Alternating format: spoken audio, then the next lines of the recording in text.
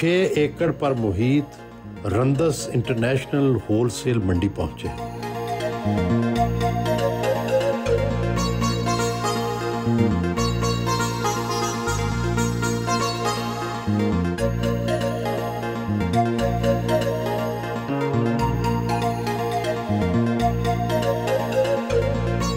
मौलवी साहब, आपका यहाँ क्या मंडी से क्या ताल्लुक है? ये तो फ्रूट मंडी, सब्जी मंडी, गोश्त मंडी, फूल मंडी, इससे आपका क्या रिलेशनशिप बनता है? रिलेशनशिप मेरा ये है जी कि जब मैं इस मुल्क में आया तो मुझे ज़ुबान नहीं आती थी, ना मेरे पास कोई हुनर था ना ज़ुबान थी। तो सबसे पहले जो मुझे काम मिला वो मंडी में ट्रक लोड अनलोड करने का मिला। जब आपके पास हुनर नहीं है, ज़ुबान नहीं है। आप क्या किया आपने मंडी में?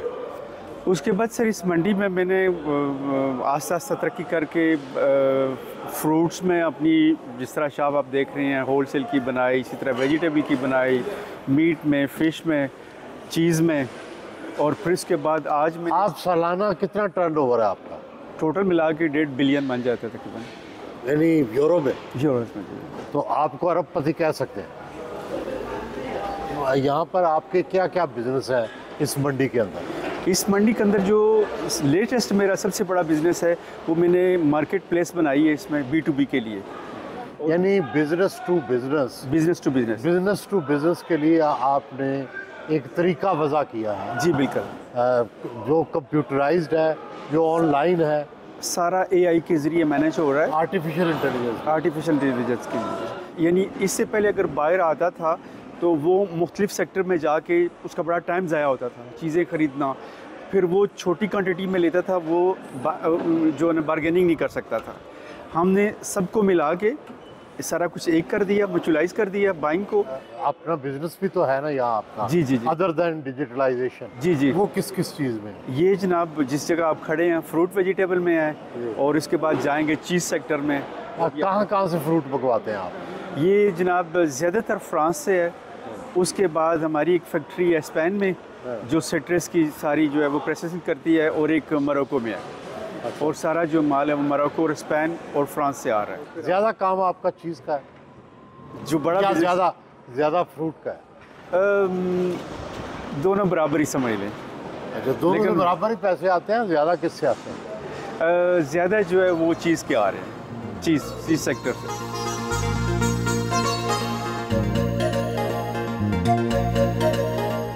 फ्रूट मार्केट की बालाई मंजिल पर अपना ऑफिस बना रखा है।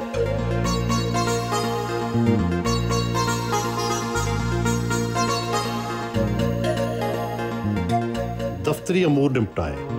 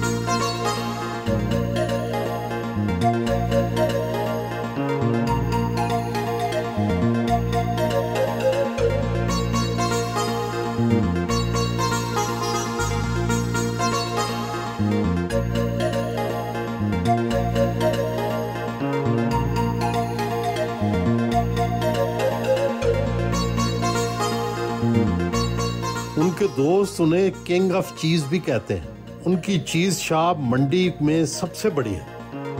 इनकी शॉप को ऑर्गेनिक मटेरियल से तैयार किया गया है। इसका दर्जा हरारत 2 से 4 सेंटीग्रेड के दरमियान रखा जाता है। यहाँ बिजली सोलर जरिए से बनाई जाती है। चीज के मुख्तलिफ ब्लॉक्स देखे।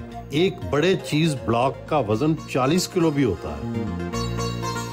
आप जिस इलाके पंजाब में पैदा हुए वहाँ तो चीज़ या पनीर खाया ही नहीं जाता, अब आप पनीर के बिज़नेस में आ गए हैं। ये ख्याल कैसे आया और ये कितनी बड़ी जगह है जहाँ पे ये पनीर का आपका बिज़नेस है? फ्रांस आते ही मुझे कुछ मौका ऐसा मिला चीज़ में काम करने का, और उसके बाद इसको मैं डेवलपमेंट शुरू की इसको, यानी इसका एक पैशन बन गया मेरा चीज़ का जो है ना।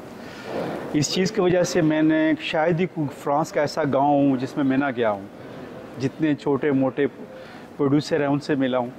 और ये जो जगह हमने बनाई है ये तकरीबन 9000 मीटर स्क्वायर है, यानी 1 लाख स्क्वायर फीट बन गया। कितनी किस्म का चीज़ आप बेचते हैं और कितना चीज़ बिकता है आपका माहाना या सालाना? सर इधर हमारे पास तकरीबन 1500 किस्म की वैरायटीज़ हैं चीज़ की। ठीक है। और जो उसके अलावा जितने भी आइटम्स देख रहे हैं आप, तकरीबन हमारे पास जो 12000 रेफरेंस है स्टोर में।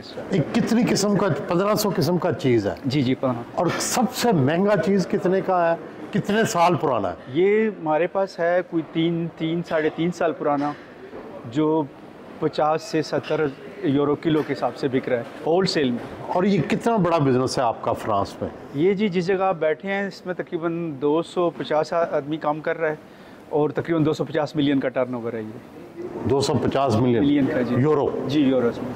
तो कितना पाकिस्तानी बन जाता है? 8 बिलियन रुपीस कुछ इस तरह बनता है मेरे ख्याल। 8 बिलियन रुपीस? जी जी जी। इसका आप कितना माहाना या सालाना? सालाना। सालाना बिजनेस का। जी। अच्छा, पाकिस्तान में कोई चीज़ ज़्यादा पॉपुलर नहीं है?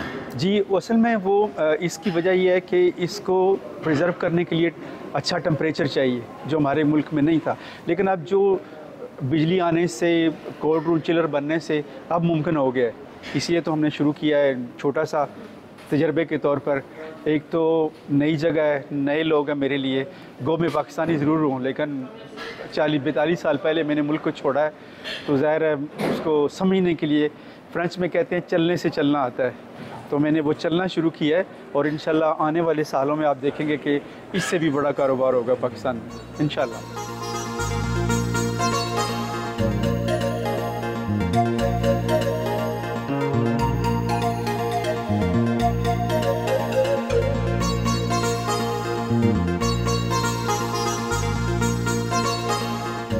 पनीर के जायके में क्या फ़र्क है और इसकी वजह क्या है? अच्छा, इसका फ़र्क ये जी कि मुख्तलिफ रीजन से आए हैं।